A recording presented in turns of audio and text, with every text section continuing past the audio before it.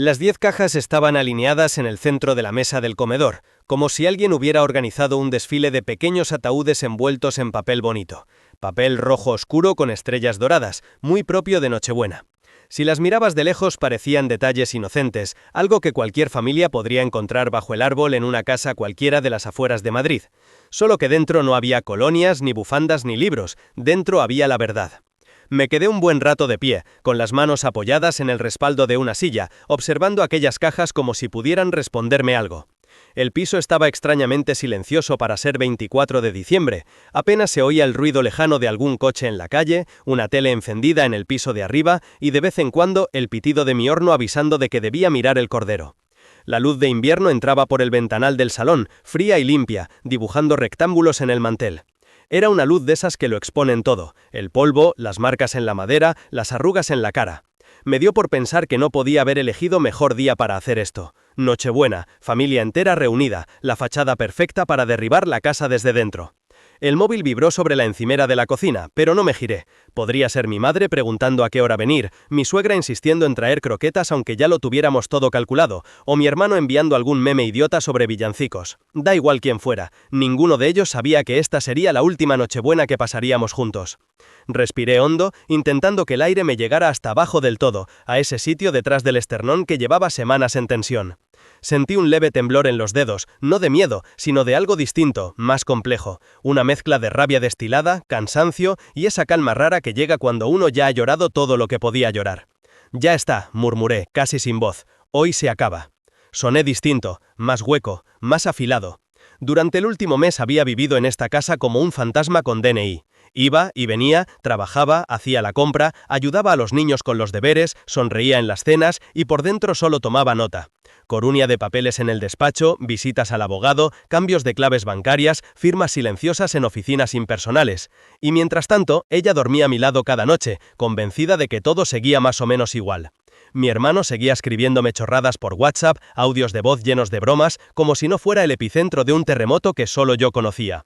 Alargué la mano y tomé una de las cajas, la de Laura. Era un poco más grande que las demás, no sé por qué. La pesé en la mano, apenas unos gramos de cartón, papel y un sobre blanco con su nombre. El contenido real pesaba bastante más. 10 invitados, 10 vidas cruzadas con la mía, 10 personas que pensaban que venían a una cena de siempre. Sopa, cordero, langostinos, turrón, brindis, villancico cutre, niños corriendo de un lado a otro. Y sí, todo eso lo tendrían, pero de postre se llevarían algo más. Una planta de pies descalzos se oyó en el pasillo, reconocería ese sonido entre mil, la pisada ligera, arrastrando un poco el talón, como si el suelo fuera todavía demasiado frío. Irene, mi pequeña, siempre era la primera en levantarse los días de fiesta. Aunque aún no hubiera ni churros ni regalos, ella se activaba antes que nadie. «¡Papá!», llamó desde el pasillo, con esa voz todavía empastada de sueño. Tragué saliva. «¡Papá!». Es increíble lo que puede hacer una sola palabra. Durante años fue el sonido más bonito que existía para mí. Hoy era un nudo, dulce y terrible al mismo tiempo.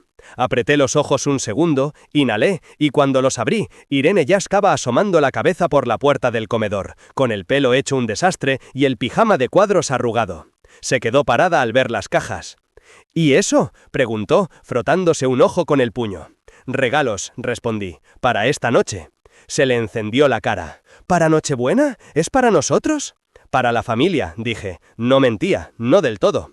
Irene dio unos pasos hacia la mesa, mirando las cajas con la curiosidad intacta de sus 9 años. Luego cambió de rumbo, vino hacia mí y apoyó la cabeza en mi costado, igual que llevaba haciendo desde que tenía altura suficiente. Ese gesto, tan automático, me atravesó como si alguien hubiera abierto una ventana dentro del pecho en pleno enero. Le puse la mano, casi por inercia, sobre la coronilla. En otra vida, si todo hubiera sido verdad, aquel momento habría sido perfecto. Normal, sin subtexto, sin veneno. En esta vida, daba igual cuánto supiera mi cerebro, mi cuerpo seguía respondiendo igual. Se me humedecieron los ojos, pero no dejé que pasara de ahí. «¿Te ayudo en algo?», preguntó, levantando la vista. «Ya me ayudas más de lo que crees», contesté, intentando sonreír. Ella pareció no entender, pero sonrió también. Los niños, cuando todavía no han aprendido a desconfiar, devuelven cualquier sonrisa sin condiciones. «Ve a la cocina», le dije, «hay roscón del bueno, pero no le digas nada a tu padre». «Vale», susurró, conspiradora, y salió corriendo. La oí abrir la nevera, rebuscar, reír por lo bajo, el sonido rebotó por el pasillo y por un momento todo sonó como una mañana normal de fiesta. Cuando volvió el silencio, mis ojos volvieron a las cajas. Una para Laura, otra para mi hermano Diego, otra para mis padres, otra para mis suegros. Una pequeña para cada niño, aunque ellos aún tardarían en comprender del todo lo que ponía dentro. Sostuve la de Laura con más fuerza. Levanté la tapa y volví a mirar el sobre por puro impulso, como si en algún momento el texto pudiera cambiar. El logo del laboratorio en la esquina, el número de referencia, el nombre completo. Laura Martín Delgado. Encima, rotulado en mayúsculas con un bolígrafo azul. Resultados. Metí los dedos por el borde del sobre, sentí la textura del papel, grueso, importante. Un sobre que no estaba hecho para felicitaciones, sino para sentencias. Volví a cerrarlo. Fuera, se oyó el motor de un coche que pasaba. Alguien bajaba la basura en el portal de al lado, y el golpe del contenedor en la acera, ese ruido tan normal, me resultó insultante. Qué desproporción entre lo que pasaba dentro de mi cabeza y la absoluta indiferencia del mundo. A veces da vértigo darse cuenta de que el fin de tu vida tal y como la conocías cabe entre el ruido de una bolsa de basura y el ladrido de un perro. Coloqué de nuevo la caja de Laura en el centro de la mesa, como si fuera la pieza central de un altar, y luego me obligué a separarme de la mesa. Si me quedaba ahí fijo mirándolas, acabaría arrancando los sobres y volviendo a leer una y otra vez algo que ya no podía cambiar. Me fui a la cocina. El olor a ajo sofrito, a vino blanco reduciéndose en la cazuela, a cordero asándose en el horno, llenaba el piso. Una nochebuena más. Y, al mismo tiempo, la última. Mientras removía las patatas panaderas, mi cabeza se fue sola hacia atrás, hacia los años en los que todo esto era simple. Hacia cuando poner la mesa de Navidad era solo eso, poner la mesa, no montar un escenario. Hubo un tiempo en que de verdad creí que lo que teníamos era sólido. En aquel entonces, si alguien me hubiera dicho que un día llenaría mi comedor de pruebas de ADN para exponer a mi mujer y a mi hermano delante de toda la familia, me habría reído. Habría pensado que era el argumento de una serie mala. Y, sin embargo, ahí estaba. No había nacido vengativo, no era un hombre de grandes dramas. Me había pasado la vida intentando ser razonable, dialogante, paciente. El tipo de persona a la que en las comidas familiares se le llama el sensato, el que tiene la cabeza amueblada. Supongo que por eso nadie se imaginaba que, si me rompían del todo, no iba a gritar. Iba a planear, iba a documentar, iba a esperar al momento justo.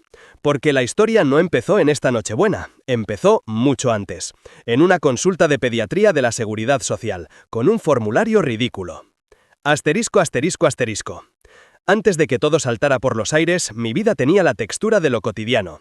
De lunes a viernes, despertador a las 6:30, café solo en la cocina con el pijama todavía puesto, repaso rápido del correo en el móvil mientras se hacía el café en la cafetera italiana de toda la vida, luego ducha, traje revio arrugado que me prometía planchar mañana, beso en la frente de Laura si seguía durmiendo, despertar a los niños, bocatas para el recreo, carreras para llegar al cole antes de las 9. Trabajaba como contable en una asesoría en el centro, cerca de Sol. No era un trabajo brillante ni épico. Números, declaraciones, empresas que se quejaban de Hacienda, pymes que temían las inspecciones. Nada que saliera en las noticias. Pero se me daba bien. Era metódico, ordenado y sobre todo era estable. La estabilidad durante mucho tiempo fue mi religión. Había en mi vida cosas que daban sentido a esa monotonía. Los tres. Sergio, el mayor, tenía 12 años y esa forma de mirar el mundo como si todo fuera un problema de matemáticas que se podía resolver con la fórmula adecuada. Era serio, prudente, a veces demasiado adulto para su edad. De pequeño no quería coches ni balones, quería mapas y libros de astronomía. Marina, la de en medio, era ruido y color. Una niña de 10 años con el pelo siempre despeinado, restos de pintura en las manos, imaginación para 3 vidas. Convertía cualquier esquina de la casa en un escenario. Un cojín era una isla, la bañera el océano, el pasillo un castillo. Había días que llegaba a casa y la encontraba disfrazada con una sábana, recitando diálogos de una obra que solo ella conocía. Irene, la pequeña, con 9 recién cumplidos, era luz. La más cariñosa, la más pegajosa también, tenía esa risa que se te contagia aunque estés reventado tras 10 horas de trabajo. Ese empeño en buscarme siempre, papá, mira esto, papá, ven, papá, ¿tú también? Como si mi nombre de pila hubiera dejado de existir. Papá. Durante muchos años pensé que no había nada más importante en el mundo que eso. Y luego estaba Laura. Nos conocimos en la universidad, aunque estudiábamos cosas distintas. Yo, AD, ella magisterio. Coincidimos en una fiesta absurda de piso con reggaetón mal puesto y vasos de plástico calentorros. Me llamó la atención porque, en mitad del ruido, parecía moverse en su propia frecuencia. Tenía esa forma de reírse que hacía que los demás se giraran y ese talento natural para hablar con cualquiera sin quedarse en la superficie. Yo era más discreto, de los que escuchan primero y hablan después. Quizá por eso me fascinó. Al principio me hacía sentir que el mundo era más grande, más interesante. Ella improvisaba planes, viajaba con mochila y billetes baratos de Ryanair, decía que quedarse en casa un sábado era morirse un poco. A su lado yo era la parte seria, el freno de mano a veces, pero también el tipo que hacía que todo fuera posible a largo plazo. El que buscaba curro estable, el que ahorraba, el que pensaba en hipotecas. Nos casamos jóvenes, para lo que se estila ahora. Piso en un barrio tranquilo del cinturón de Madrid, con el Carrefour cerca, metro no muy lejos, y esa mezcla de bloques nuevos y bares de toda la vida. Empezamos de cero, como casi todo el mundo. Muebles del IKEA montados a destiempo, platos heredados de mi madre, toallas que nos habían regalado en la boda. La vida, al menos durante un tiempo, fue eso. Trabajo, niños, madrugones, hipoteca, discusiones tontas, reconciliaciones rápidas, cenas con amigos, ver series con una manta en el sofá. Y de fondo siempre Diego, mi hermano mayor. Diego era el típico al que, de pequeños, todo el mundo señalaba como el espabilado. Más alto, más guapo, más carismático. De esos que se aprendían un temario en una noche y luego sacaban buena nota sin despeinarse. Mientras yo me mataba a estudiar balances, él montaba proyectos, startups, vendía una, palmaba dinero con otra, volvía a levantarse. Le fue bien, muy bien.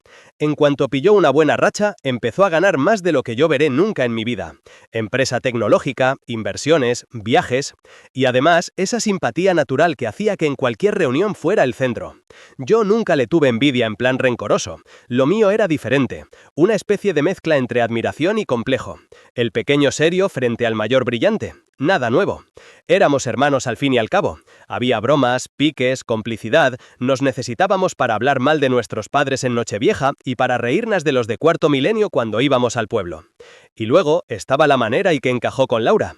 Al principio me hizo gracia. En las comidas de los domingos se lanzaban pullas todo el rato, se reían de mí, se aliaban para convencerme de que me tomara unas vacaciones, de que me cambiara de coche, de que saliéramos más.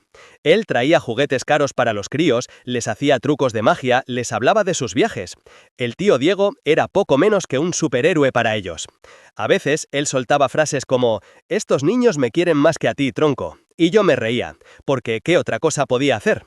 Durante mucho tiempo no vi nada raro, ni siquiera cuando los años empezaron a pesar, cuando Laura dejó de reír tanto conmigo y sonreía más mirando la pantalla del móvil. Cuando empezó a pasar más horas con su madre, a tomar un café con una amiga que lo estaba pasando mal, a apuntarse a cursos de formación que casualmente siempre coincidían con los pocos días que Diego estaba en Madrid.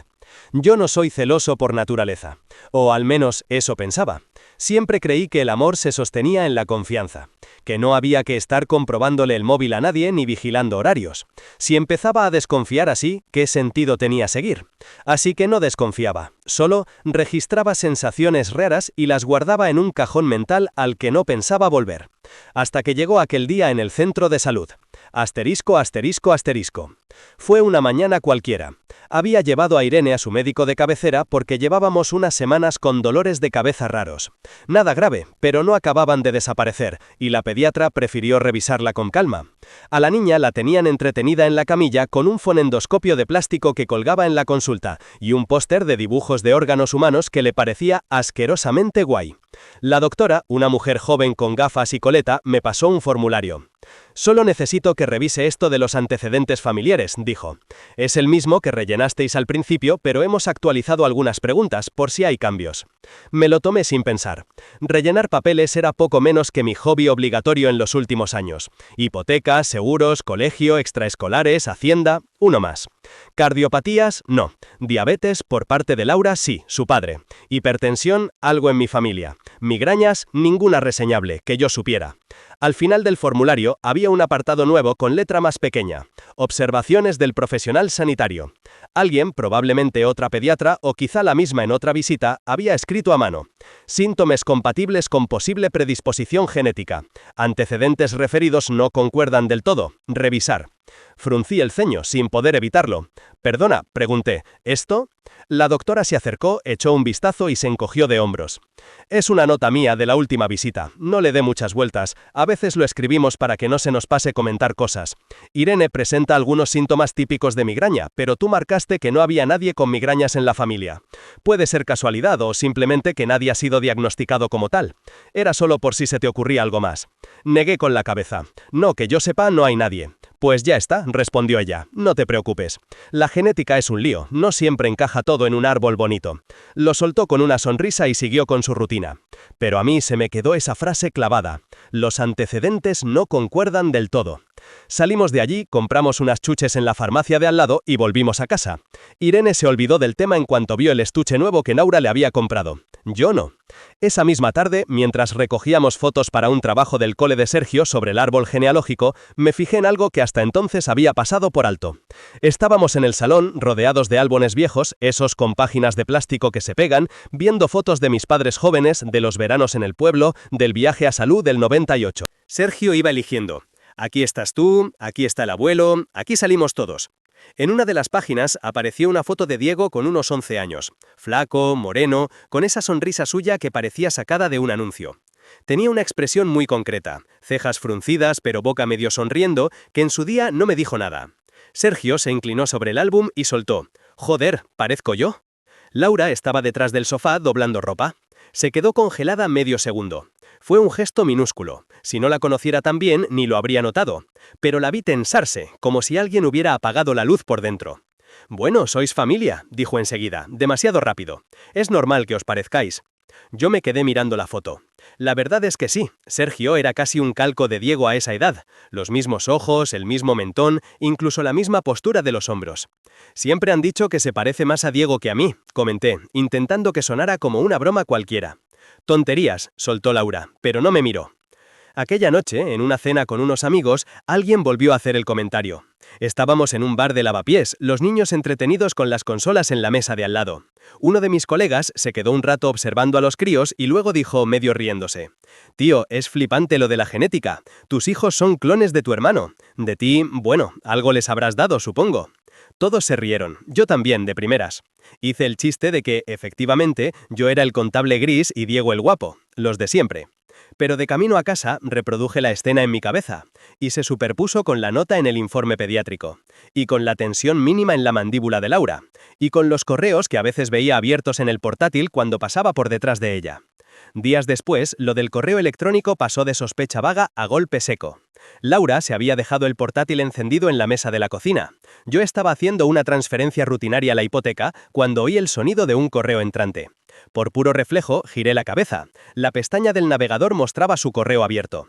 Asunto en negrita, recién llegado. Me ha sabido a poco. Remitente, Diego.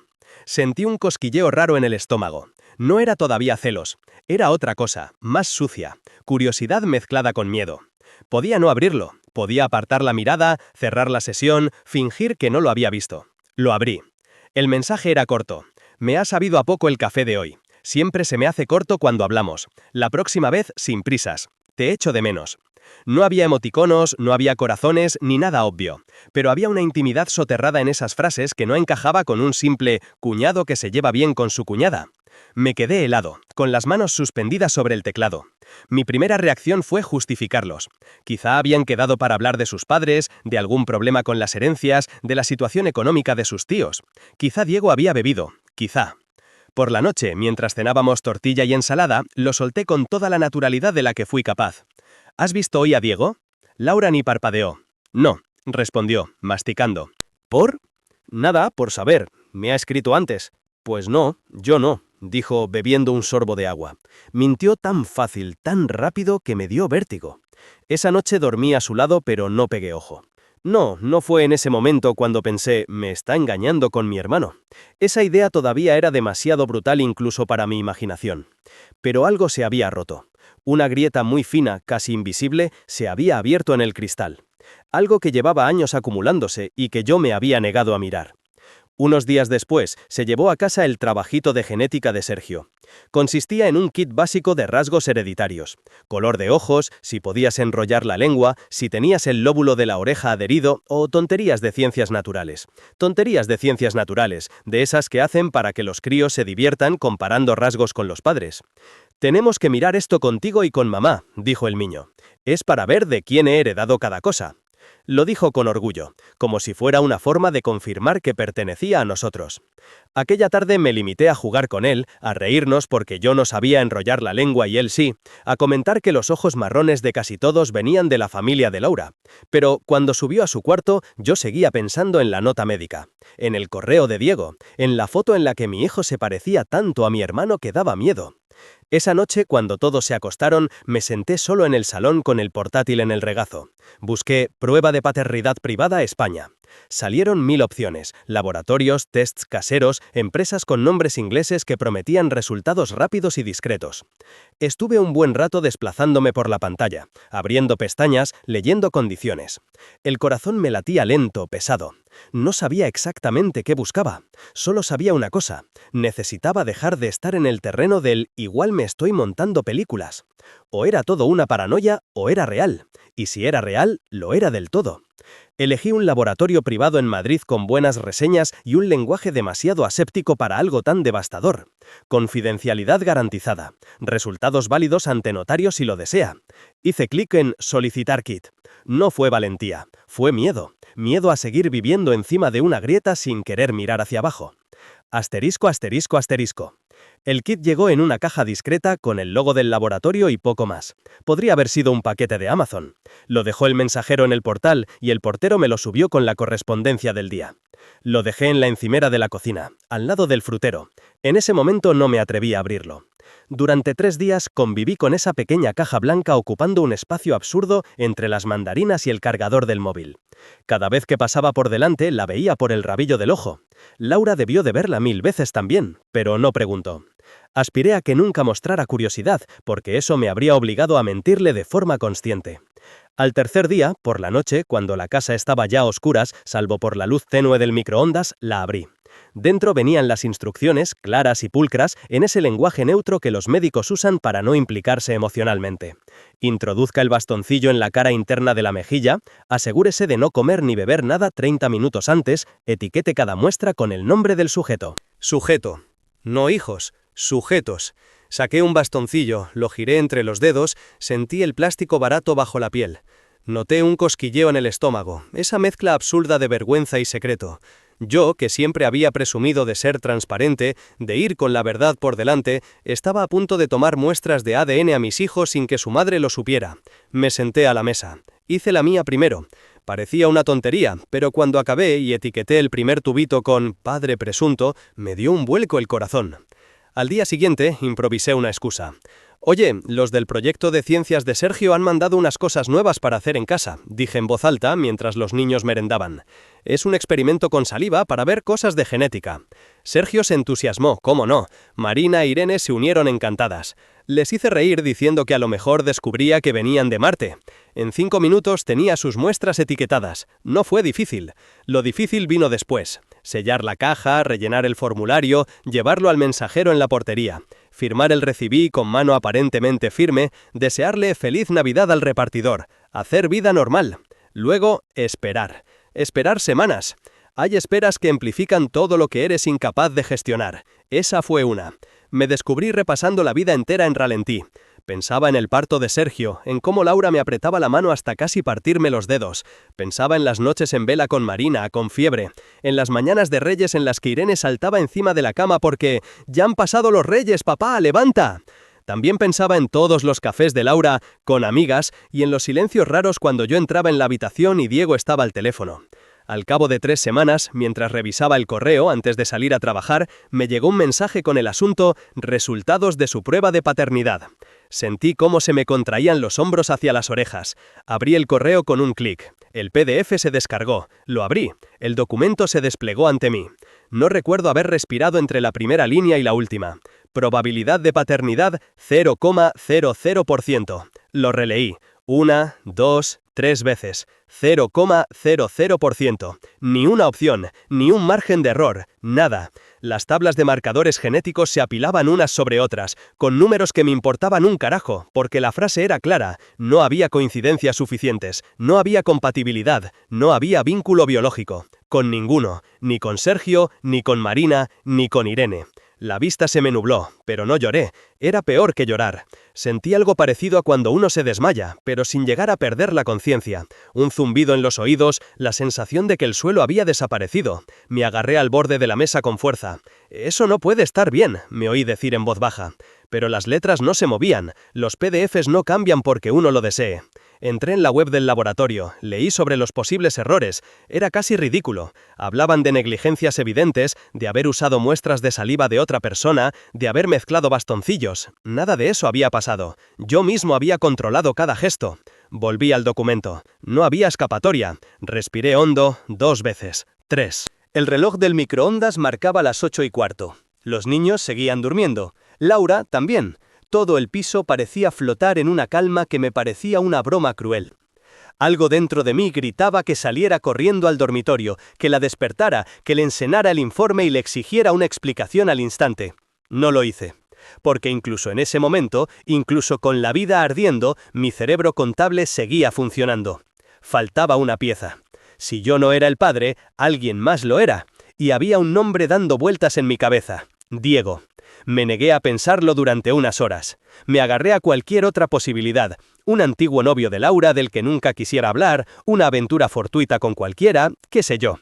El mundo estaba lleno de hombres, no había por qué señalar al único que, si lo era, convertía todo esto en incesto moral, en traición multiplicada. Pero la mente es cruel cuando estás quieto. Empecé a recordar cosas. La complicidad de ellos dos, las risas cómplices, el mensaje del café, el parecido físico exagerado, comentarios sueltos de mi madre diciendo: «Es que estos nuños son clavaditos a Diego de pequeño». Mis propios chistes, mis risas, mi ceguera voluntaria. Y entonces recordé otra cosa. Yo tenía acceso al ADN de mi hermano. No es tan loco como suena. Años atrás, cuando montó su empresa y empezó con historias de seguros de vida y movidas médicas, se hizo un análisis genético completo en una clínica privada de la Castellana. Yo me encargué de ayudarle con el papeleo, de revisar las cláusulas, de archivar la documentación de la póliza en casa de mis padres. Solíamos bromear con que yo era su gestor personal. Sabía que en el trastero de mis padres, en una caja etiquetada como Seguro Diego, había copias de informes médicos, incluido uno genético. Y yo era la única persona de la familia, aparte de él, que sabía exactamente dónde estaban. Esa tarde, en vez de ir a trabajar, cogí el coche y me planté en casa de mis padres. Les dije que venía por unos papeles. Era verdad. En el trastero, entre cajas de ropa vieja, juguetes rotos y libros de texto de los 90, encontré la caja de cartón donde mi madre guardaba todo lo que no entendía pero le parecía importante. Allí estaba, en un archivador azul: Informe genético Diego Ramírez Ortega. Me temblaban las manos al abrirlo. Los folios crujieron. Miré los encabezados, los códigos de barras, los sellos. No entendía ni la mitad de lo que ponía, pero no hacía falta. Escaneé el documento con el móvil, página a página. Ya en el coche, con el pulso acelerado, marqué el número del laboratorio. «Buenos días, laboratorio, ¿en qué puedo ayudarle?» «Soy el cliente del expediente X tal», respondí dándoles mi número de referencia. «Necesito solicitar una comparativa de marcadores con un segundo adulto. Tengo el informe completo y autorizado de su análisis genético. ¿Es posible?» Hubo un silencio breve al otro lado. «En principio sí», dijo luego el técnico. «Tendríamos que revisar la compatibilidad de los formatos, pero si los marcadores coinciden podemos hacer una estimación muy precisa. Le pasamos un presupuesto, nos envía la documentación y en unos días tendría los resultados». «En unos días». Acepté. Les envié todo. Pagué el extra sin pensarlo. Me pasé los 3 días siguientes moviéndome como un robot. Trabajo, niños, cenas, lavadoras, preguntas rutinarias de Laura. Ella notó algo, claro. «Está raro», me dijo una noche, mientras, según ella, elegíamos qué serie empezar. «Estoy cansado», contesté. «Deberías pedirte unos días. En Navidad siempre estás igual». En Navidad siempre estás igual. No pude evitar preguntarme cuántas Navidades había fingido yo ser feliz en una vida que no era la mía. El tercer día, a las 10 de la mañana, llegó el correo. Resultados comparativa genética solicitada. Esta vez no esperé. Abrí el archivo en el ordenador del despacho de la Cezaría, con la puerta cerrada. El texto era más técnico, costaba más llegar al meollo. Hubo que desplazarse varias líneas, hasta que apareció. Probabilidad de parentesco, sujeto B respecto a hijos analizados, 99,998% compatible con paternidad. Me quedé mirando esos números como si estuvieran escritos en un idioma que no conocía. 99,998. Otra vez, sin margen. Diego. Diego era el padre biológico de mis 3 hijos, de Sergio, de Marina, de Irene. Todo lo demás, de pronto, encajó. Como cuando estás haciendo un puzzle y llevas horas forzando piezas que casi encajan, pero algo chirría, y de repente encuentras la pieza que faltaba y ves la imagen completa. Era esa mezcla de vértigo y asco. Sentí náuseas. Me levanté de la silla de golpe, tuve que apoyarme en la pared. El despacho, con sus archivadores grises y carpetas de clientes, de repente me pareció un decorado barato. Me encerré en el baño, eché con acento agudo agua en la cara, me miré al espejo. No vi al hombre que creía ser, vi a alguien que llevaba años viviendo en un teatro donde todo el mundo improvisaba menos él. Mi hermano se acuesta con mi mujer desde hace más de 12 años. Ponerlo en una frase concreta en mi cabeza fue peor que leer los porcentajes. No era un desliz, no eran cuernos de una noche, no era una crisis puntual. Era una relación paralela, a mis espaldas, que había dado como resultado 3 vidas, 3 criaturas a las que yo había dado el apellido, la casa, la comida, los reyes, las colonias para el cole, las tardes de parque, 3 criaturas que yo había creído mías desde el primer latido. No sé cuánto estuve allí dentro, apoyado en el lavamanos. Nadie llamó a la puerta. El mundo siguió. Los teléfonos sonaron en las mesas, mis compañeros se quejaron de autónomos y cierres trimestrales. Todo igual. Mientras tanto, algo dentro de mí se desmontaba pieza a pieza. Cuando fui capaz de volver a sentarme, ya no quedaban lágrimas, tampoco rabia pura. Era otra cosa, una frialdad enorme, como si alguien hubiera abierto todas las ventanas en pleno enero y hubiera apagado la calefacción. Y, en esa frialdad, apareció una idea limpia, nítida. No quería una confrontación a gritos, no quería una escena de película cutre, quería que se vieran a sí mismos, reflejados, sin filtros, delante de todos aquellos que llevaban años llamándonos pareja perfecta y familia ejemplar. Quería que el peso de lo que habían hecho dejara de caer solo sobre mí. Fue ahí cuando Nochebuena se convirtió en la fecha. Asterisco, asterisco, asterisco. Una vez tomas la decisión de destruir tu vida, el resto se vuelve casi mecánico. Llamé al abogado que nos había llevado la hipoteca y parte de los papeles de la asesoría. No era amigo, pero casi. Me recibió en su despacho de princesa con cara de pocos amigos, pensándose que quería renegociar el préstamo. Cuando le conté que necesitaba tramitar un divorcio, me miró con sorpresa sincera. ¿Tú?, preguntó, como si yo fuera inmune a eso. Asentí. Le expliqué solo lo imprescindible al principio. Pareja de más de 10 años, 3 hijos, infidelidad prolongada. Quiero dejarlo todo atado, dije. No quiero que esto se convierta en un circo judicial. Tomó notas, habló de convenios reguladores, de pensiones, de custodia compartida. Yo lo escuchaba desde lejos, como si me lo contaran en otra vida. Cuando, más tarde, le llevé los informes de ADN y le expliqué la parte de Diego, dejó el bolígrafo en la mesa y me miró como si hubiera oído mal. ¿Tu hermano?, repitió. Asentí. ¿Y quieres denunciar?, negué despacio. No, solo quiero salir de ahí. Frunció el ceño. Legalmente no tienes obligación de hacerte cargo de los niños si se confirma lo que dices. Lo sé. La frase me supo a hierro en la boca. ¿Y qué quieres hacer con ellos?, preguntó. No supe contestar enseguida. Los veía en mi cabeza, sentados en la mesa de la cocina, peleándose por el último trozo de pizza. Los veía durmiendo en el sofá, los 3 amontonados, con una peli de dibujos de fondo. Los veía corriendo por el retiro, gritándome «¡Corre, papá, que te ganamos!». No voy a dejarlos tirados, logré decir al final, pero tampoco voy a seguir fingiendo este matrimonio para dar buena imagen. Quiero distanciarme de ella, de su familia, de mi hermano, de todo. El abogado asintió más serio de lo que le había visto nunca. Puedo dejar preparado un borrador de convenio, dijo, pero si no eres el padre biológico, esto se puede complicar. Hay lagunas legales, para bien y para mal. Me da igual tardar, respondí. Solo necesito que, cuando empiece, ya no haya vuelta atrás. ¿Cuándo quieres empezar? Miré por la ventana. Era finales de noviembre. La Gran Vía ya estaba llena de luces colgadas, apagadas todavía, esperando al encendido oficial. Vi a niños señalándolas desde abajo, a parejas cogidas de la mano, a gente arrastrando bolsas de Primark con jerseys de renos. Nochebuena, dije. Lo sabrán todos en Nochebuena. Él reaccionó como habría reaccionado cualquiera. ¿En Nochebuena? Sí. Buscó las palabras. Esto puede ser muy violento. Lo es, respondí, pero no voy a seguir cargando yo solo con lo que han hecho en silencio. Han tenido 12 años para contar la verdad, no lo han hecho, ahora lo voy a hacer yo, delante de todos.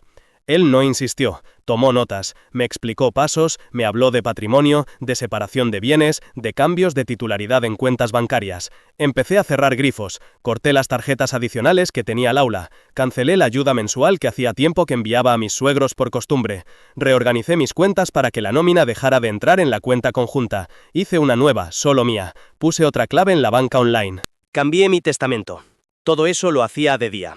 Por la noche, seguía haciendo cenas, llevándolos al cole, preguntándoles por los exámenes, y Laura, aunque notaba que algo se había desplazado, no tenía ni idea de hasta qué punto. Una noche intentó acorralarme en el sofá. «Javi, ¿pasa algo?», me dijo, usando ese tono de «sé que me escondes algo». «No», respondí. «Llevas semanas raro, no hablas, no haces bromas, estás como lejos». «Es una época complicada en el trabajo», improvisé. «Siempre es complicada», bufó. «Pero esto es diferente. A veces parece que no estás». Tenía razón. No estaba. Era como si mi cuerpo hiciera vida normal, pero mi cabeza ya viviera en otro lugar, en un futuro en el que yo no compartía cama con ella. Esa misma noche, cuando se durmió, me levanté en silencio. Fui al armario del pasillo y saqué una maleta mediana. Empecé a llenarla con lo mínimo imprescindible. Ropa, cargadores, el pasaporte, algunos documentos. La dejé en el fondo del armario, tapada con mantas. No era una amenaza, era una decisión materializada. El laboratorio me envió copias impresas de los análisis, con membrete, sello y todo, para que tuvieran validez legal si fuera necesario. Las guardé en mi despacho bajo llave. Y una tarde, al salir del trabajo, pasé por una papelería de barrio a plastificar algunas copias. La chica de la tienda me sonrió. «Son papeles importantes, ¿eh?», dijo, haciendo conversación. «Mucho», respondí. No tenía ni idea. La idea de las cajas vino después. Quería que cada uno tuviera delante, en sus manos, algo que no se pudiera desmentir con «eso estará mal», o «eso lo has falsificado», o «eso está sacado de contexto». Quería fisicidad, papeles, sellos, firmas, códigos. Y ya que íbamos a montar un teatro, decidí decorarlo. Compré papel de regalo navideño, lazos dorados, etiquetas, 10 cajitas de cartón, todas iguales. Pasé una noche entera recortando, pegando, montando. Podría haber sido una escena tierna, de padre preparando un calendario de Adviento para sus hijos. Solo que yo no metía chocolatinas, sino informes de laboratorio. Mientras doblaba los bordes del papel, en la radio sonaba «Los peces en el río». Me hizo gracia la ironía. Era Nochebuena en España. La gente cantaría villancicos, comería gambas congeladas, vería a Rafael por enésima vez en la tele. En mi casa, aquella noche, también habría todo eso, pero además habría algo que no saldría en ningún especial de televisión: la verdad. La noche del 23 me quedé solo en el comedor, con las 10 cajas ya listas y alineadas en el centro de la mesa. Las miré largo rato, como si estuviera contemplando una obra de arte que había tardado años en pintar. Luego, volví al armario, saqué la maleta y la dejé más cerca de la puerta. Mañana, pensé, será la última vez que cene con ellos como familia. No sentí alegría ni alivio, sentí algo más sobrio: determinación. Había pasado del desconcierto a la certeza, de la certeza al duelo, del duelo al plan. Solo quedaba ejecutarlo. La mañana de Nochebuena amaneció con ese gris madrileño que no sabe si quiere ser lluvia o solo amenaza. Me desperté antes que el despertador, antes que los niños, antes incluso que los camiones de basura que suelen pasar a las 7. Abrí los ojos y, durante unos segundos, no supe en qué punto de mi vida estaba.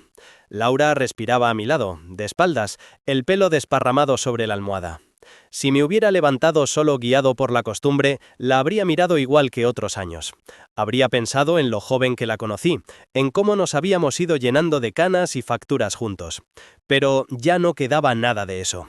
La observé un instante, con la frialdad con la que se mira una foto antigua de alguien que ya no conoces. No había odio, tampoco ternura. Había distancia.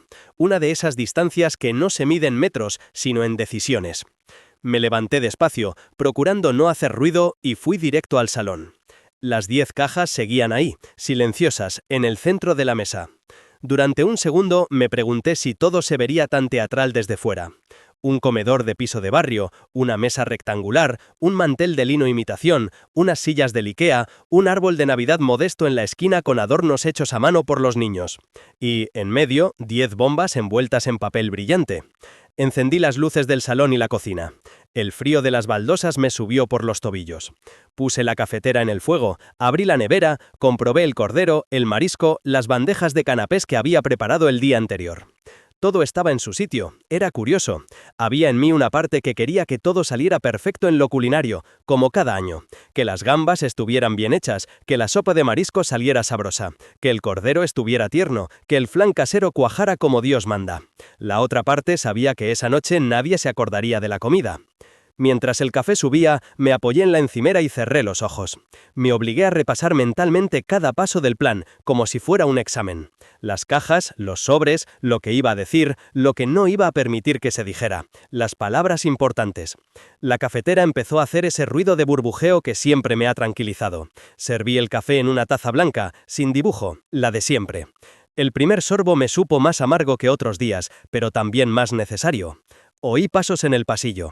Era Sergio, despeinado, con la camiseta del Atleti arrugada, estirándose el cuello. «¿Ya estás despierto?», murmuró, rascándose la cabeza.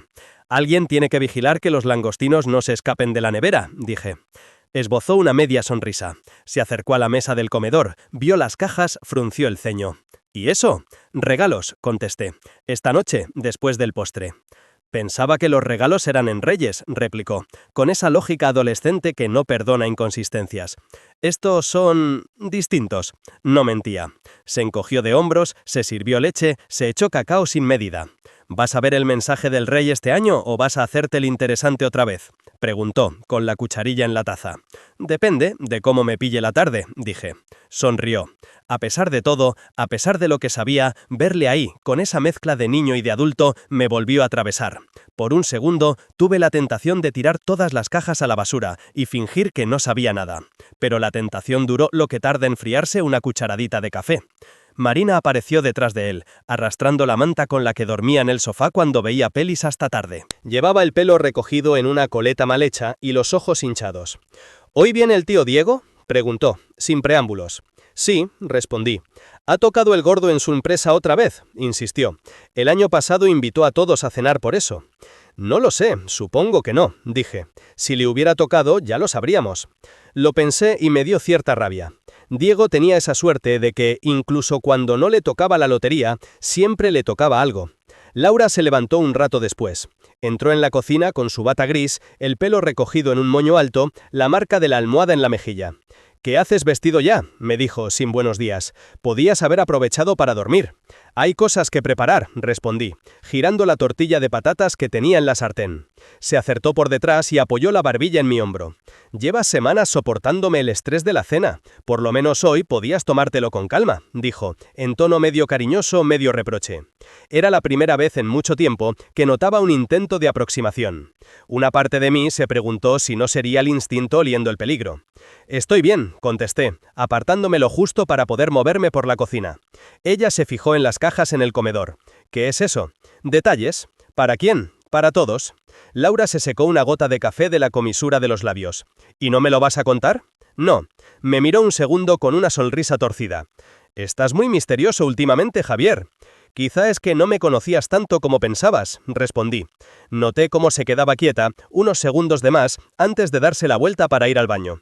No insistió. Yo tampoco. Asterisco, asterisco, asterisco. Las horas hasta la cena pasaron en ese tiempo raro de las fiestas, lento por dentro, rápido por fuera. La casa se llenó de olores, ajo, perejil, marisco, caldo, azúcar tostado. Los niños se turnaban para poner villancicos en el altavoz del salón, la mayoría reggaetones con cascabeles que a mí me parecían sacrilegios musicales, pero que ellos cantaban a pleno pulmón. Mi madre llegó la primera, como siempre, cargada con una fuente de croquetas que insistía en traer aunque le hubiéramos dicho 1000 veces que estaba todo organizado.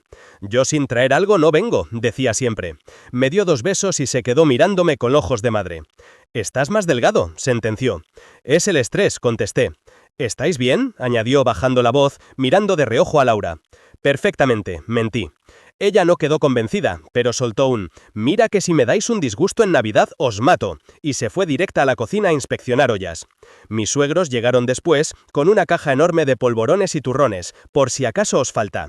Mi suegra me abrazó en exceso, como si quisiera marcar territorio. «Mi niña está muy nerviosa con la cena», me susurró. «A ver si luego la sacas a bailar o algo». Asentí, sin ganas de explicar que ya no tenía interés en sacarla ni a bailar ni a ningún sitio. Luego llegó la hermana de Laura, con su novio nuevo, un tipo con barba hipster y jersey navideño que pretendía caerme bien desde el primer minuto. Traían una botella de vino caro que Diego seguramente despreciaría en cuanto viera la etiqueta. Diego llegó el último, como de costumbre. Sonó el telefonillo. «¿Sí?», contesté. «Abran ahí que llega Papá Noel», se oyó la voz de mi hermano más limpia que cualquier recuerdo. Pulsé el botón y esperé a oír la puerta del portal. Minutos después, el timbre de casa sonó. Abrí. Estaba igual que siempre. Bien vestido, pero con ese aire de no haberle dedicado demasiado tiempo al espejo, aunque fuera mentira. Abrigo caro, bufanda oscura, sonrisa amplia, barba de un par de días perfectamente calculada. Llevaba una bolsa enorme en la mano. «Esto es para los fieras», dijo, alzándola. «Podías haberte ahorrado el show», respondí. «Ya sabes que les vale con cualquier cosa». «No les hagas eso, que tienen derecho a malcriarse un poco en Navidad», insistió, entrando como si la casa fuera tan suya como mía. Se inclinó para abrazarme. Me dio una palmada en la espalda. «¿Qué tal, pequeñín?», dijo, con esa forma de llamarme que desde niños me sacaba de quicio y que ahora se me clavaba en otro sitio. Le devolví el gesto. Había algo profundamente absurdo en abrazar al hombre que había ocupado mi lugar en la biología de mis hijos. Pero, al mismo tiempo, había algo necesario. Ese abrazo me confirmó lo que ya sabía. Él no sospechaba nada. En el salón, los niños se lanzaron sobre él. «¡Tío Diego!», gritaron, los tres a la vez. Él se agachó, los envolvió en sus brazos, les besó el pelo. No pude evitar fijarme en cómo se le iluminaba la cara, y me pregunté si, en los últimos 12 años, había tenido momentos de conciencia, de culpa, de «esto no está bien», o si su cerebro había encontrado la manera de justificarlo todo. Laura apareció en el marco de la puerta como si le hubieran activado un resorte. Llevaba un vestido negro sencillo, el pelo suelto, los labios pintados de rojo. Su cara se transformó cuando vio a Diego. No mucho, un matiz apenas, pero yo ya estaba afinado para captar matices. «Hombre, el señorito», dijo, con una sonrisa. Se dieron 2 besos, quizá un segundo más largos de lo normal. Nadie en la casa lo notó. Yo sí. Durante un rato la casa se llenó de ruido, el típico ruido español de cualquier celebración. Conversaciones cruzadas, comentarios sobre la lotería. A mí solo me han devuelto lo jugado. Chistes sobre la inflación, debates sobre si el rey diría algo interesante o no, las típicas batallitas de mi padre contadas por enésima vez. Yo me movía de un lado a otro, rellenando copas, sacando bandejas, removiendo salsas. Entre plato y plato, mis ojos volvían una y otra vez a la fila de cajas en la mesa. Varias veces alguien preguntó: «¿Y eso de ahí? ¿Ya adelantamos los reyes?». «Una chorrada mía», contestaba, «luego lo veréis». Mi suegra, que no soporta no controlar nada, intentó levantar una tapa en un descuido. Le cogí la muñeca con suavidad. «Luego», repetí mirándola. Me sostuvo la mirada un segundo de más. Resopló, teatral, y se fue a quejar al salón de que últimamente los hombres de esta casa tienen secretos. Me dio igual. Asterisco, asterisco, asterisco. Cenamos como se cena siempre aquí cuando se hace bien. De más. Sopas, mariscos, embutidos, croquetas, ensaladilla, cordero, 1000 platos que no cabían en la mesa. Entre bocado y bocado, las conversaciones iban saltando de tema. Que si el curro, que si la guerra en las noticias, que si el alquiler está imposible, que si fulanito se ha separado, que si menganita ha tenido otro niño. En otro contexto, habría participado con ganas. Esa noche, las palabras me parecían ruido alrededor de un punto fijo. Lo único que hice, como todos los años, fue levantarme a servir el cava para el brindis. Llené las copas una a una. La burbuja subía despacio, el dorado del líquido reflejando las luces del árbol. «Por nosotros, supongo», dijo Diego, alzando su copa con esa naturalidad suya. «Por la salud, que es lo importante», añadió mi padre. «Por la familia», remató mi madre. Yo levanté la copa sin decir nada. Bebí. El cava me supo extraño, demasiado seco. Después vinieron los postres, turrones, polvorones, mantecados, el flan, un roscón adelantado que había comprado Laura, empeñada en romper tradiciones.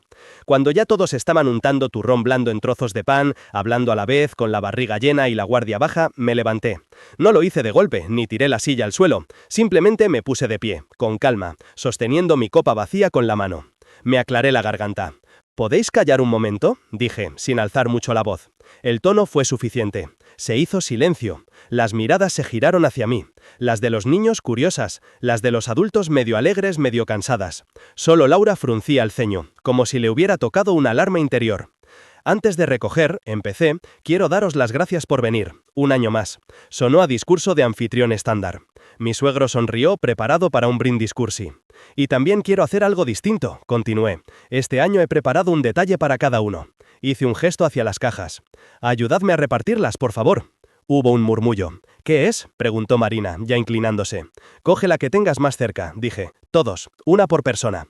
Los niños se levantaron los primeros. Mis padres, mis suegros, la cuñada, el novio, Diego, Laura. En unos segundos cada uno tenía su caja.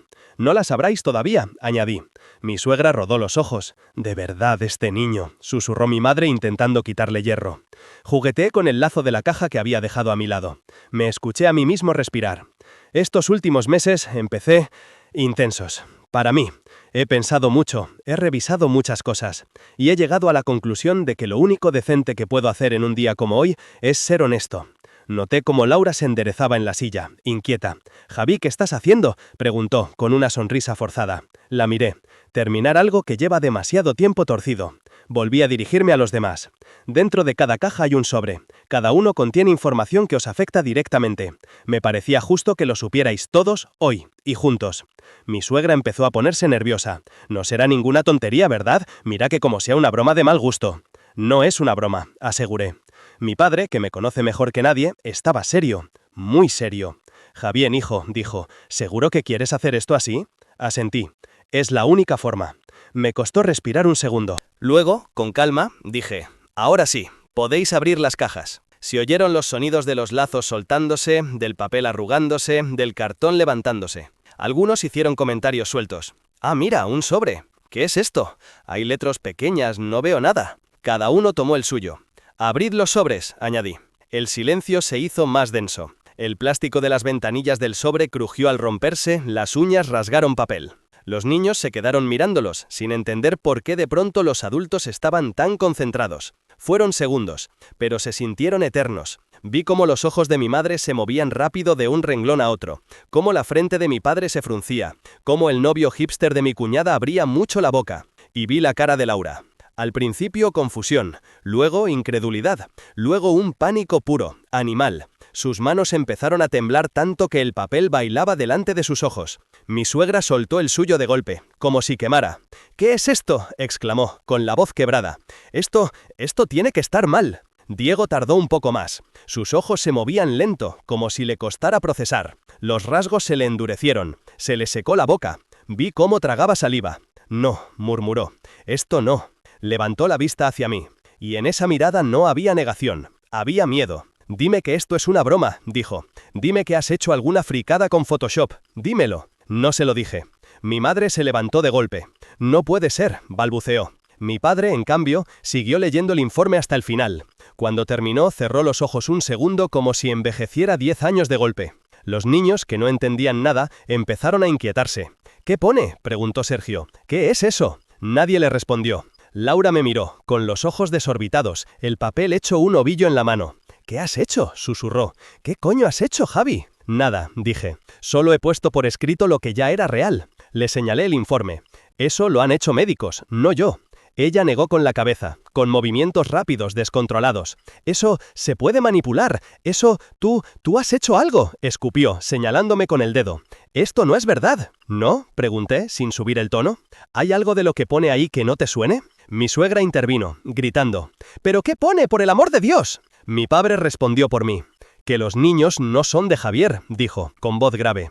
«Que ninguno lo es». El silencio que siguió fue distinto a todos los silencios que había oído en mi vida. Era un silencio lleno, pesado. Los ojos de todos fueron a los niños. Sergio se puso de pie. «¿Cómo que no somos de papá?», preguntó, en voz muy baja. Su cara mezclaba enfado y miedo. Marina miraba de uno a otro, a punto de llorar, sin saber si debía hacerlo o no. Irene simplemente ya lloraba, sin entender. Mi suegra se volvía hacia Laura.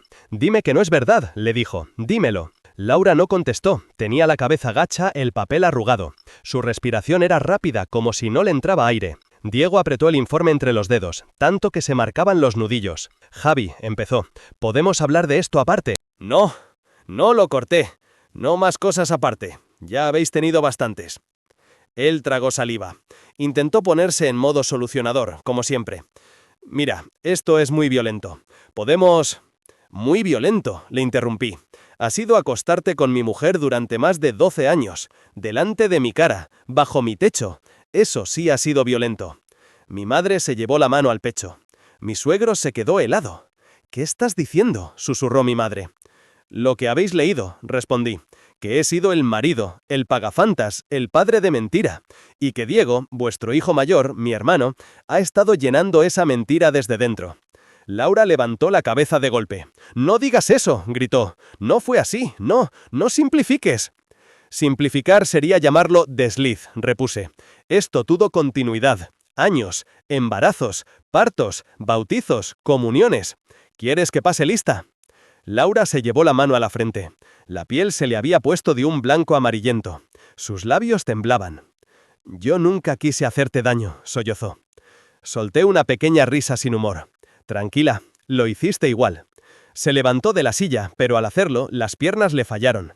La vi tambalearse. Mi suegra pegó un grito. «¡Laura!». Laura se desmoronó, como si le hubieran cortado los hilos. Cayó al suelo, el cuerpo flojo, la cabeza golpeando la madera. Los niños chillaron. Yo reaccioné por instinto. Durante años había sido el que reaccionaba cuando alguien se caía, cuando alguien se ponía malo, cuando algo hacía falta. Me agaché a su lado. Le toqué el cuello. Tenía pulso, acelerado, pero estable. Respiraba, aunque de forma superficial. «Se ha desmayado», dije. Mi suegra se arrodilló a su otro lado. «¡Llama a una ambulancia!», chilló. «¡Llama a alguien!». «No hace falta», respondí. «Es una lipotimia, se le pasará». «Eres un animal», escupió ella, con los ojos llenos de odio. «Esto no se hace esto en Nochebuena, no se hace esto nunca». La miré. «Yo no fui quien empezó», dije. «Solo estoy terminando». Mi padre se había quedado de pie, con el informe en la mano. Me miraba con mezcla de dolor y respeto, como si por fin viera al hijo que nunca había levantado la voz. Diego también se levantó. Dio un paso hacia mí. «Javi, de verdad, esto se nos ha ido de las manos. Hablemos, los niños». Lo miré directamente a los ojos. «No digas los niños como si te importaran ahora», respondí. «Si te hubieran importado, no habrías jugado a tenerlos conmigo de pantalla». Él apretó los dientes. «Yo les quiero», dijo. «Pues empieza a actuar como padre de verdad», dije, «porque lo eres, biológicamente. Y a partir de ahora, va a tocarte algo más que traerles camisetas del Atleti y iPads nuevos». Sergio, que seguía de pie, se giró hacia Diego. «¿Qué?», balbuceó. «¿Qué quiere decir eso?». Diego se quedó sin palabras. Por primera vez en su vida, no supo qué decir para salir bien parado. Marima rompió a llorar ya sin contención. «Irene, ven aquí», dije, agachándome para coger a la pequeña. Se abrazó a mi cuello con fuerza, sollozando. «Papá, no quiero que pase nada malo», repetía una y otra vez. Se me hizo un nudo en la garganta. Por un instante me costó hablar. Pero me forcé. «Nada de esto es culpa vuestra», dije, intentando que los tres me oyeran. «Esto es cosa de adultos. Vuestro padre y vuestra madre hemos hecho las cosas muy mal. Yo por callarme muchas cosas, y ella por otras, pero vosotros no tenéis culpa. Vuestro padre». Me sorprendió a mí mismo usar esa palabra en plural. Me ardió en la boca. Mi suegra, que seguía en el suelo con Laura, nos miraba como si fuera a lanzarse a mi cuello. «¡Has destrozado a mi hija!», escupió. «¡La has destrozado!». «No», respondí, cansado de darle vueltas a la frase. «Ella se destruyó sola. Yo solo he apagado la música». Hubo más gritos. Mi cuñada se puso a llorar. El novio intentó meter baza, pero mi padre le cortó con un gesto. «No es asunto tuyo», le dijo. Diego se acercó otro paso. «Mírame, por favor», pidió. Lo hice. «Te juro por lo que quieras que nunca fue un plan», empezó. «Que no me levanté un día pensando, voy a joderle la vida a mi hermano. Que fuimos dos gilipollas que cruzaron una línea y ya no supieron volver».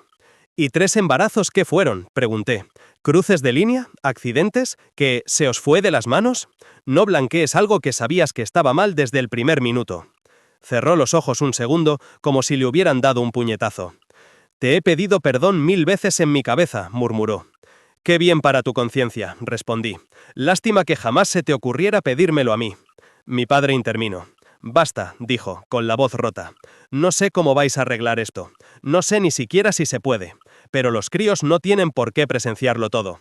Tenía razón. Miré a Sergio, a Marina, a Irene. Estaban descolocados, como si estuvieran en un sueño raro. No iban a olvidar esa noche en su vida, haga lo que haga yo a partir de ahora. Respiré hondo otra vez. Sentí como la decisión que llevaba semanas madurando subía a la superficie. Tenéis razón, dije. Es hora de terminar. Me levanté del todo, dejando a Irene sentada en la silla entre sus hermanos. Puse las manos sobre el respaldo de mi sitio en la mesa. A partir de hoy, dije, en voz clara, dejo de ser el que ha sido hasta ahora para vosotros. Dejo de ser el marido, el yerno que paga todo, el cuñado disponible, el hijo que arregla papeles. Dejo de ser el idiota que sostiene esto para que parezca una familia normal. Sentí cómo mi suegra se tensaba. ¿Qué quieres decir?, preguntó. Que se acabó, contesté. Que desde esta misma noche corto cualquier ayuda económica que salga de mi bolsillo hacia esta familia. Que las transferencias a vuestra cuenta, las facturas que pagaba en silencio, los préstamos, los créditos, se han terminado. No soy vuestro banco. Se oyó un murmullo de protesta. «No puedes hacer eso», soltó mi suegra. «Nos dejas tirados». «A mí me dejasteis tirado hace años», respondí. Miré a Laura, que empezaba a recobrar el sentido, con la cabeza apoyada en la rodilla de su madre. Tenía las pestañas húmedas, la mirada perdida. Y en cuanto a ti, añadí, presento la demanda de divorcio mañana mismo. El convenio está redactado. He sido más generoso de lo que te mereces. A partir de ahora, si quieres algo mío, tendrás que pedirlo por vía legal. Ella abrió la boca, pero no salieron palabras. Solo un sollozo mudo. ¿Y los niños?, preguntó mi madre con la voz rota. Me giré hacia ellos despacio. Los niños tendrán lo que necesiten, dije. No voy a dejarlos desamparados. No es su culpa haber nacido en medio de este desastre. Pero tampoco voy a seguir viviendo aquí, fingiendo ser algo que no soy. Ya hay suficiente mentira en esta casa. Sergio clavó la vista en mí. ¿Te vas?, preguntó. ¿Te vas hoy?, asentí. Sí. Marina empezó a negar con la cabeza. «Pero, ¿vas a venir a llevarnos al cole? ¿Vas a venir los fines de semana?», soltó atropellada. «Quiero veros», dije, sintiendo cómo se me quebraba algo por dentro. Muchos de los detalles los tendremos que hablar con calma, con alguien de por medio, psicólogos, abogados, lo que haga falta. No pienso desaparecer de vuestra vida, pero hoy tengo que irme. Volví a mirar a Diego. «Y tú», continué, «vas a tener que explicarles muchas cosas que deberías haber explicado hace años. Va siendo hora de que te ganes el título de padre de una manera menos cobarde». Él no respondió. Se limitó a bajar la vista, derrotado. Mi suegra lanzó un último ataque. «Eres un egoísta», me gritó. «Hay hombres que se tragan cosas peores por sus hijos. Tú solo piensas en tu orgullo». La miré. «Mi orgullo se lo tragó todo durante 10 años», contesté. «Lo único que me queda es dignidad, y esa no la negocio». Del pasillo me llegó la imagen mental de la maleta esperando, silenciosa. Era casi cómico, de tan literal. Fui a por ella sin pedir permiso. Nadie intentó detenerme. Se limitaban a seguir lanzando frases sueltas, reproches, sollozos. Recogí la maleta, volví al salón. El árbol de Navidad titilaba en una esquina, ajeno al desastre. Detrás de las bolas rojas y las luces seguía colgado el dibujo de Irene de un Belén con un niño Jesús rubio. Me dieron ganas de reír y llorar a la vez. Me acerqué a los niños. «Tomaos esto como queráis», les dije bajito. «Podéis odiarme, podéis no entenderlo. Es normal. Pero, algún día, espero que veáis que lo que hago hoy es también por mí. Y en parte, por vosotros. No se puede construir nada bueno encima de una mentira como esta». Irene me abrazó de nuevo desesperada. «No te vayas», lloriqueó. «Por favor, no te vayas». Sentí cómo se me apretaban las entrañas. «No me voy del todo, enana», susurré, apartándome un poco para mirarla. «Solo me voy de esta casa, no de tu vida». Sergio se quedó sentado, rígido. Necesito pensar», dijo, sin mirarme. Marina asintió, con lágrimas desbordándole los ojos. «Está bien», respondí.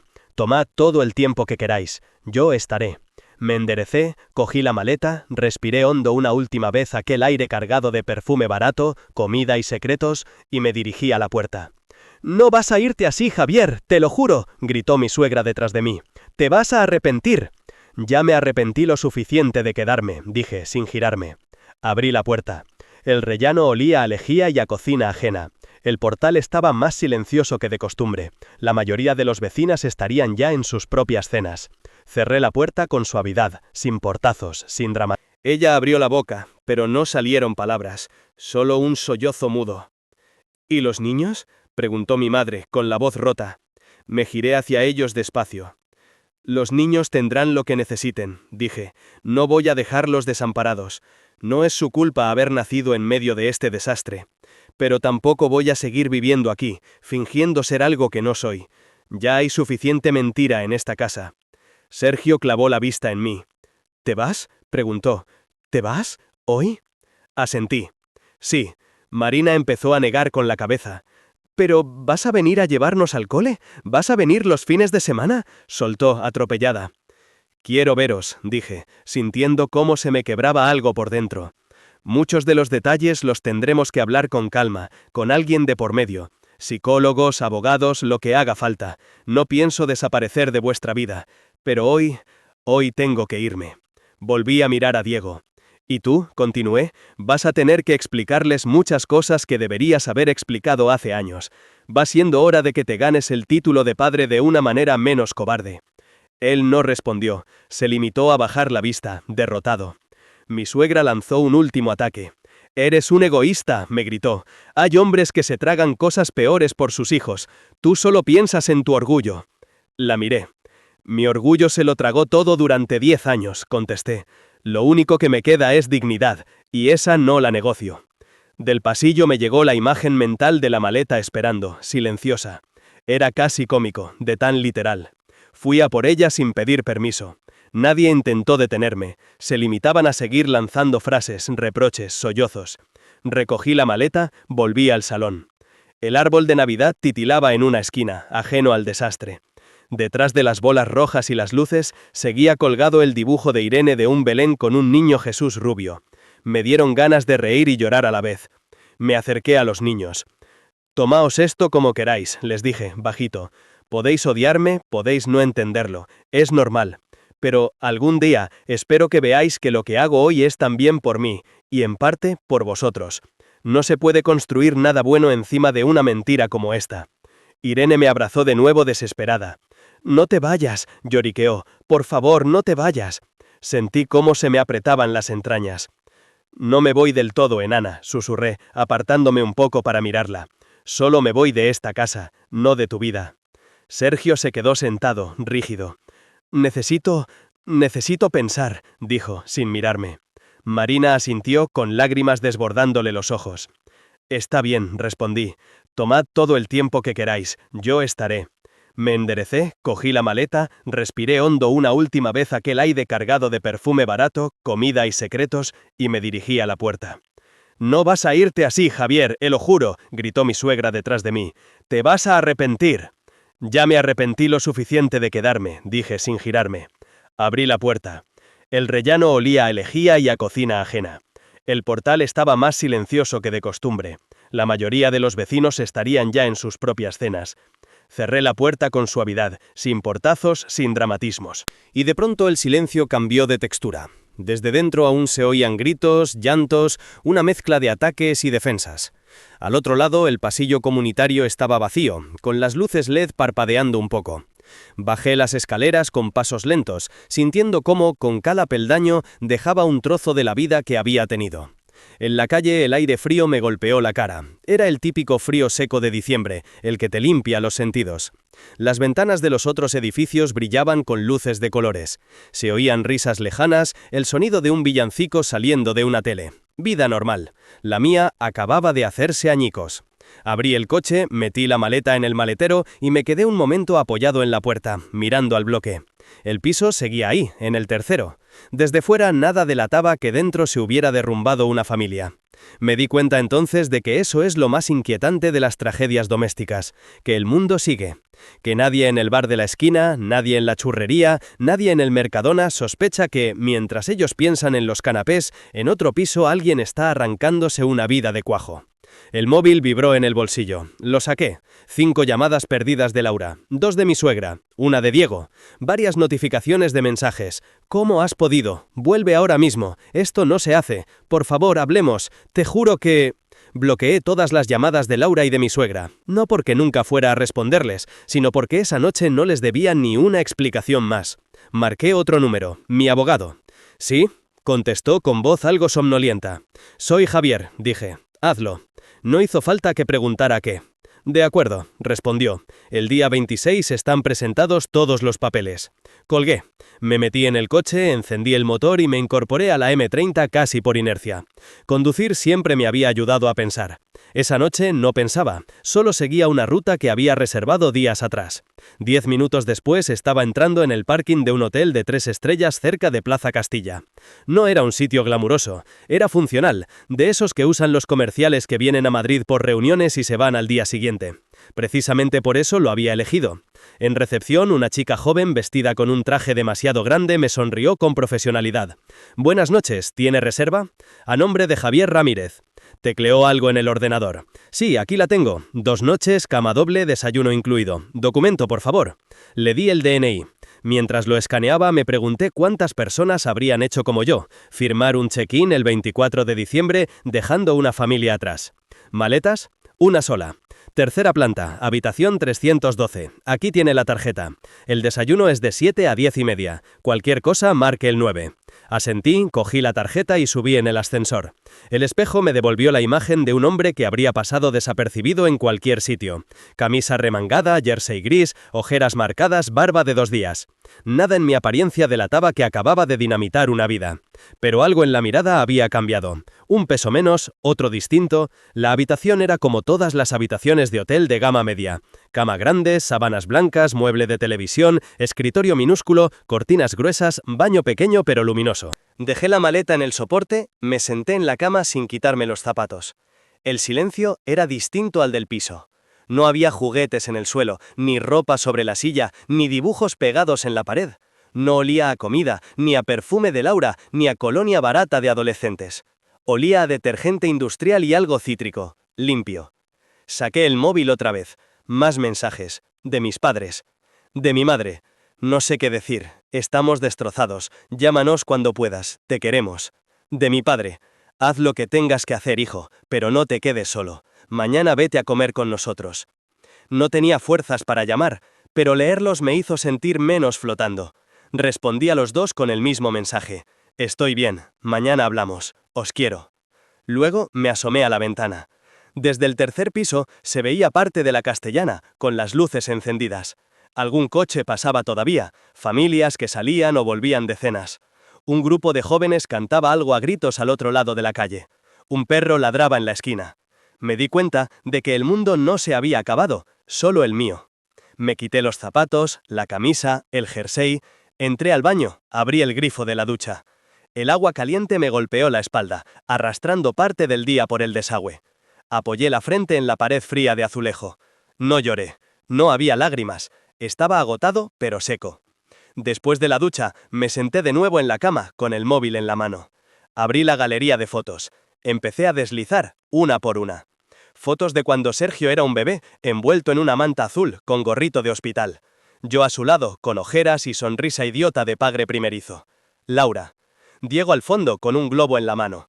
Una foto de Marina recostada sobre mi hombro, dormida, con la cara llena de pintura de alguna fiesta infantil. Irene soplando las velas de sus 6 años, con la casa llena de globos. Intenté verlas como cualquier desconocido las vería. Felices, normales, una familia típica.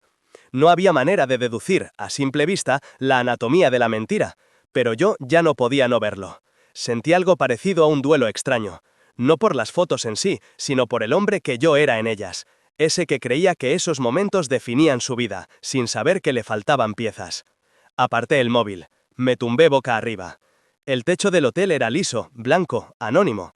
Empecé a hacer lo que siempre hago cuando el cerebro se me acelera, ordenar mentalmente. ¿Qué había perdido? Una casa, un matrimonio, una familia política, un hermano, la idea de tener hijos propios en el sentido clásico. ¿Qué me quedaba? Mis padres, mi trabajo, algún amigo de verdad, y ellos 3.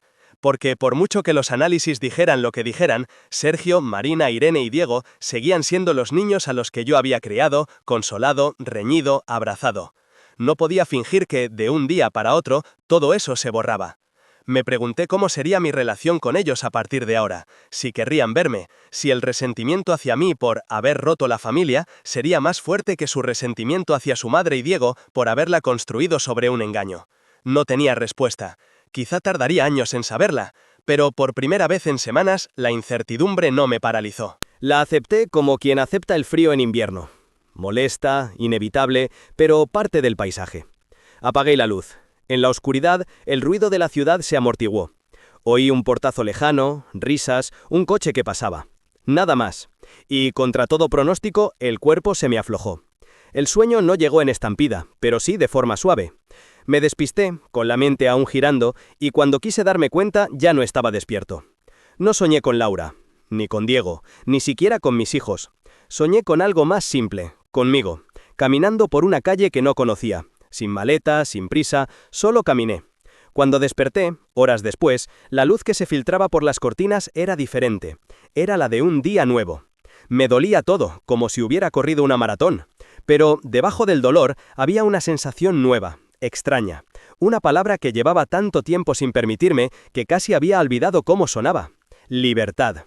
No una libertad alegre, de anuncio de cerveza en verano. Una libertad triste, responsable, de esas que cuestan caro. Pero mía. Por primera vez en mucho tiempo, lo que tenía delante, aunque fuera poco, me pertenecía. No era un papel que alguien más hubiera escrito por mí. Pensé en lo que vendría: abogados, repartos, conversaciones, psicólogos, silencios incómodos en cumpleaños, fiestas divididas, miradas en comuniones futuras, si las había. Pensé en lo difícil que sería ver a mis padres abrazar a Diego con la misma naturalidad de siempre, ¿o no? Pensé en la Navidad siguiente. No sabía dónde estaría, ni con quién, ni cómo me sentiría. Pero sí sabía algo. No volvería a sentarme en una mesa a brindar por una familia que no existía. Si alguna vez, en el futuro, volvía a brindar por algo, sería por algo que yo hubiera elegido construir de verdad, no por una fachada heredada. Cerré los ojos un momento más, respiré hondo y me dije en silencio: has perdido casi todo, y al mismo tiempo te acabas de recuperar. Y por primera vez desde que abrí aquel primer informe de ADN, me creí a mí mismo.